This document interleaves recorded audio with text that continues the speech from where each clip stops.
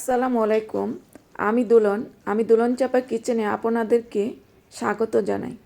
ঘরে থাকা মশলা দিয়ে আজকে আমি মুরগি রান্না করব।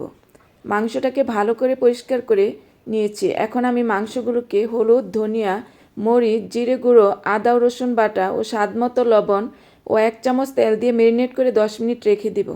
তারপর কড়াইতে তেল দিয়ে তার মধ্যে পেঁয়াজ কুচি দিয়ে একটু ব্রাউন কালার আসবে, তার মধ্যে দিয়ে দিব হলুদ গুঁড়ো, ধনিয়া গুঁড়ো, জিরে গুঁড়ো, আদা ও রসুন বাটা, এলাচ, দারচিনি, তেজপাতা, স্বাদমতো লবণ দিয়ে সামান্য পরিমাণ পানি দিয়ে মশলাটাকে ভালোভাবে কষিয়ে নিব।